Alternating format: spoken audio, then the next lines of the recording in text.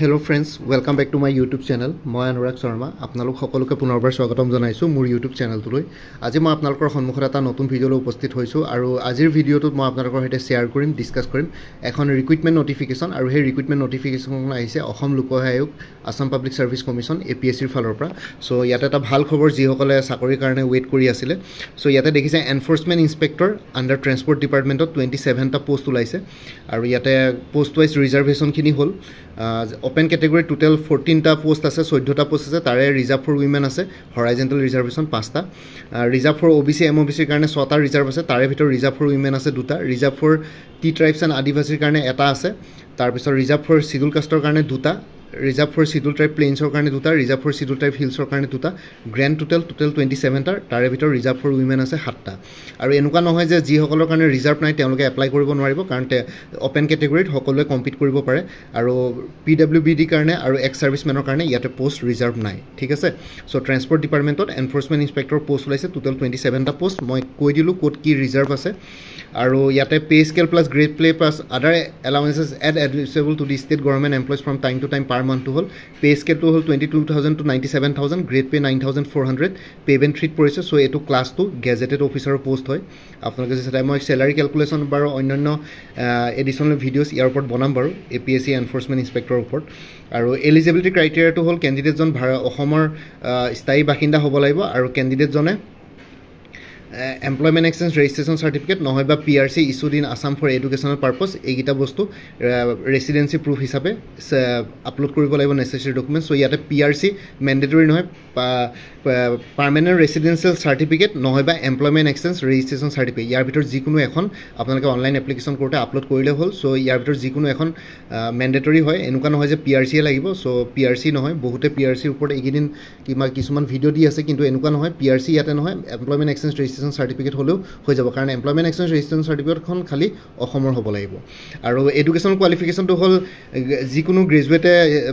Apply কৰিব পাৰে arts science কমাৰ্চৰ from a recognized university by the government of Assam, নহয় বা যিকোনো গ্ৰেজুৱেটেতো এপ্লাই কৰিব পাৰে। এবাৰ চাই লওক, গোটেই এডুকেশ্যন কোৱালিফিকেশ্যনটো এবাৰ বুজি লওক। আৰ্টছ ছায়েন্স কমাৰ্চৰ যিকোনো ইউনিভাৰ্চিটি গ্ৰেজুৱেটে এপ্লাই কৰিব পাৰিব ইয়াতে, নহয় বা কোনোবাই যদি হায়াৰ ছেকেণ্ডেৰী পাছ কৰিছে আৰু লগতে 3 বছৰীয়া ডিপ্ল'মা আছে automobile or mechanical engineering from a recognise institute, তেতিয়াহ'লে তেওঁলোকেও এপ্লাই কৰিব পাৰিব। চ' যিকোনো গ্ৰেজুৱেটে arts science commerce BA BSc BCom তেওঁলোকেতো এপ্লাই কৰিব পাৰিবই, নহয় বা কাৰোবাৰ যদি হায়াৰ ছেকেণ্ডেৰী পাছ কৰাৰ পিছত 3 বছৰ ডিপ্ল'মা লৈছিলে অট'মোবিল বা মেকানিকেল ইঞ্জিনিয়াৰিঙত, তেতিয়াহ'লে তেওঁলোকেও এপ্লাই কৰিব পাৰিব। তো ইয়াতে 2টা কোৱালিফিকেশ্যনে একচেপ্ট কৰিব, এটাত হ'ল এনি গ্ৰেজুৱেট আৰ্টছ ছায়েন্স কমাৰ্চৰ আৰু নহয় বা HSSLC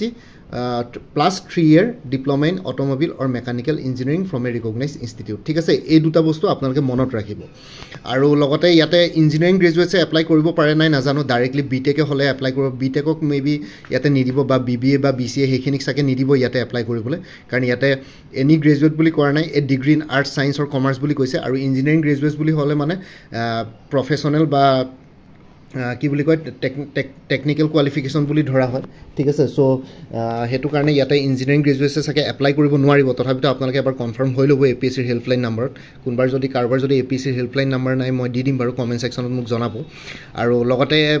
এজ ক্ৰাইটেৰিয়াটো হ'ল কেণ্ডিডেটজনৰ মিনিমাম বয়স 21 বছৰ হ'ব লাগিব আৰু মেক্সিমাম আপাৰ এজ লিমিটটো হ'ল 38 বছৰ। আৰু 1 জানুৱাৰী 2024 1 জানুৱাৰী 2024 বৰ্ষত তেওঁৰ বয়সটো 21 বছৰ বা তাতকৈ বেছি হ'ব লাগিব আৰু 38 বছৰ বা তাতকৈ বেছি হ'ব নালাগিব, ঠিক আছে। আৰু এজ ৰিলেক্সেশ্যন আছে SC ST কাৰণে আপাৰ এজ ৰিলেক্সেশ্যন 3 years আছে, 5 years আছে মানে 43 yearsলৈকে। OBC MOBC কাৰণে 41 years আছে, মানে আপাৰ এজ ৰিলেক্সেশ্যন 3 years আছে, মানে 41 yearsলৈকে এলাউ কৰিব। আৰু এক্স ছাৰ্ভিচমেনৰ 50 yearsলৈকে এলাউ কৰিব আনৰিজাৰ্ভ কেটেগৰীত। তাৰপিছত OBC MOBC কাৰণে 53 years আৰু SC ST কাৰণে 55 yearsলৈকে এলাউ কৰিব। ইয়াতে যিহেতু এক্স ছাৰ্ভিচমেনৰ কাৰণে ৰিজাৰ্ভেশ্যন নাই, তথাপিতো এক্স ছাৰ্ভিচমেনসকলে এপ্লাই কৰিব পাৰিব জেনেৰেল কেটেগৰীত, তেওঁলোকে কম্পিট কৰিব পাৰিব আৰু তেওঁলোকৰ এজ ক্ৰাইটেৰিয়াটো এনেকুৱা হ'ব। আৰু এজ লিমিট বা এজ প্ৰুফ হিচাপে ডেট অফ বাৰ্থ প্ৰুফ হিচাপে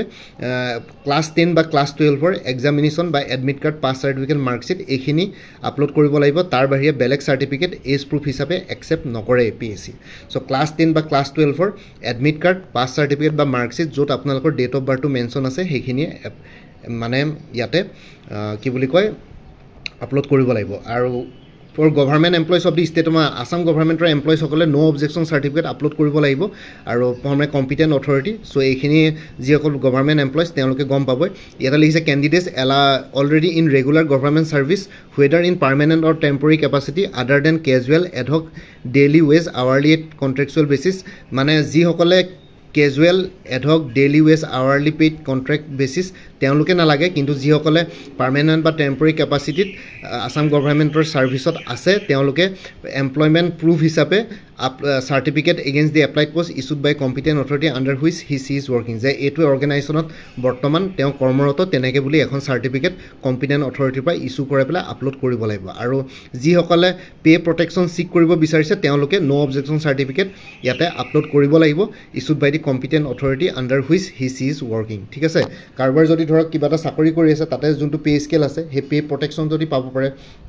চেলাৰী যাতে কমি নাহে এইটো চাকৰি জইন কৰাৰ লগে লগে সেই পে প্ৰটেকশ্যনটোৰ কাৰণে নো অবজেকশ্যন চাৰ্টিফিকেট লাগিব আৰু যিসকলে পাৰ্মানেণ্ট বা টেম্পৰৰী কেপাচিটিত অলৰেডি ষ্টেট গভৰ্ণমেণ্টত চাকৰি কৰি আছে তেওঁলোকে এটা এমপ্লয়মেণ্টৰ প্ৰুফ হিচাপে এখন কম্পিটেণ্ট অথৰিটিৰ পৰা ইছ্যু কৰা চাৰ্টিফিকেট আপলোড কৰিব লাগিব যে কম্পিটেণ্ট অথৰিটি মানে যোনজন আপোনালোকৰ ডিপাৰ্টমেণ্টৰ হেড হয় বা এতিয়া ধৰক এক্সিকিউটিভ ইঞ্জিনিয়াৰ অফিচত যদি চাকৰি কৰিছে তেনেহ'লে এক্সিকিউটিভ ইঞ্জিনিয়াৰজনে চিল এণ্ড চাইন মাৰা এখন আপোনালোকৰ চাৰ্টিফিকেট আপলোড কৰিব লাগিব য'ত লিখা থাকিব যে এইজন অমুক নাম এইজন কেণ্ডিডেট মোৰ ইয়াত কৰ্মৰত এইটো পোষ্টত আছে চ' তেওঁ এইটো পোষ্টত চাকৰি কৰি আছে আৰু তেওঁ এনফৰ্চমেণ্ট ইনস্পেক্টৰৰ পৰীক্ষা দিবলৈ মই এলাউ কৰিছোঁ তেনেকুৱা ধৰণৰ বা নো অবজেকশ্যন চাৰ্টিফিকেটখনো তেনেকুৱাই হয় তাৰপিছত স্মল ফেমিলি নৰ্মছ হিচাপে আপোনালোকে স্মল ফেমিলি নৰ্মছ ফৰ্ম এ এখন আপলোড কৰিব লাগিব যোনটো APSCৰ অফিচিয়েল ৱেবছাইটত পাই যাব সেইখন আপোনালোকে প্ৰিণ্ট আউট কৰি পেলাই তাতে ফিল কৰিব লাগিব নিজে পে নিদি তাৰপিছত অনলাইন এপ্লিকেশ্যন কৰোঁতে স্কেন কৰি আপলোড কৰিব লাগিব আৰু ষ্টাৰ্টিং ডেট অফ অনলাইন এপ্লিকেশ্যনটো হ'ল 13 আগষ্ট 2024 13 আগষ্ট 2024 বৰ্ষৰ পৰা ষ্টাৰ্ট হ'ব ক্লজিং ডেটটো হ'ল 13 ছেপ্টেম্বৰ 2024 আৰু last date of payment of fee application fee 15 September 2024 ঠিক আছে 15 ছেপ্টেম্বৰ 2024 চনত আপোনালোকৰ এপ্লিকেশ্যন ফি পে'মেণ্ট কৰা লাষ্ট ডেট হ'ব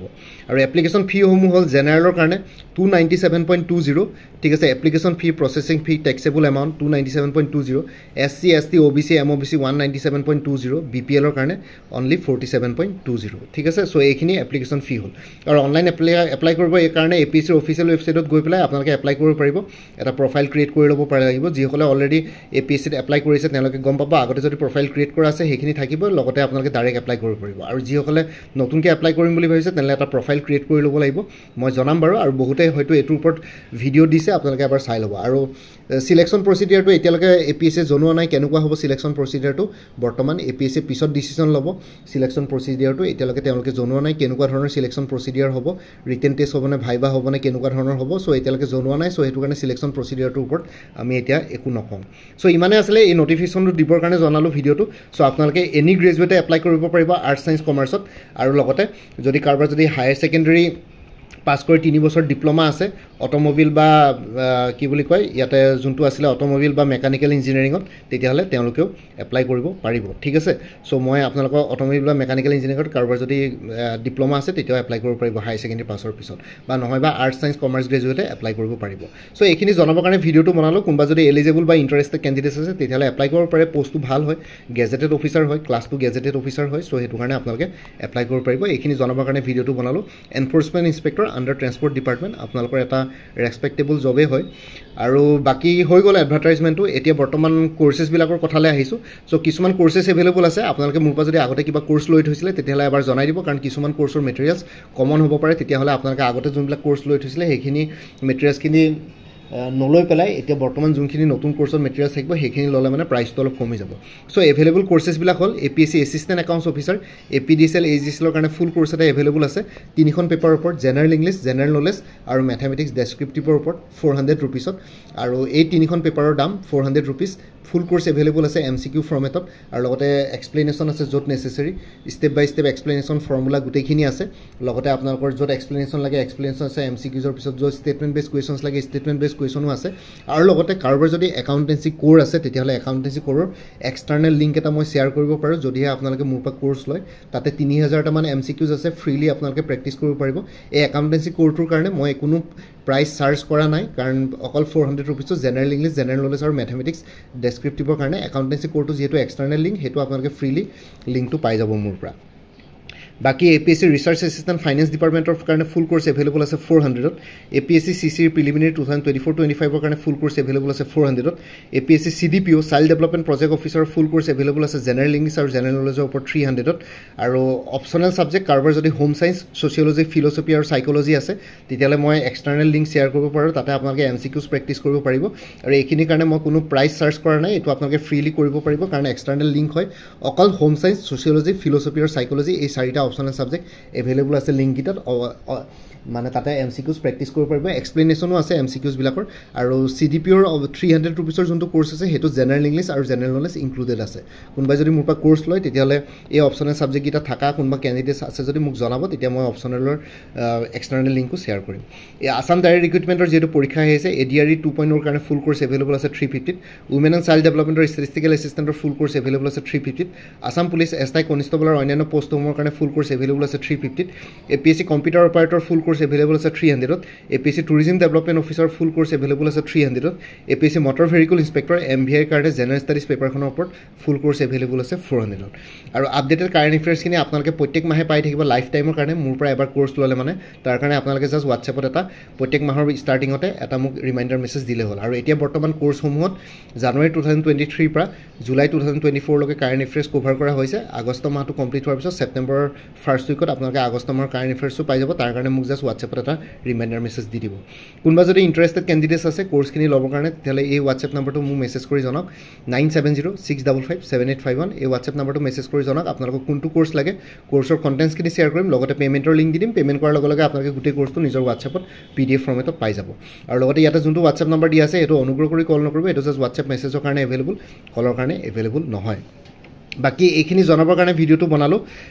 এবাৰ এই কোৰ্ছখিনিৰ কথা আৰু এবাৰ এই ভিডিওটোৰ ডেসক্ৰিপচনৰ কমেন্ট সেকশনত উল্লেখ কৰি দিম আপোনালোকে তাতে গৈ পেলাই চাই লব পাৰিব আৰু মই এটা সেপাৰেট প্লেলিষ্ট ক্ৰিয়েট কৰিম APSC এনফোৰ্সমেন্ট ইন্সপেক্টৰ বুলি সো তাতে গৈ পেলাই সেই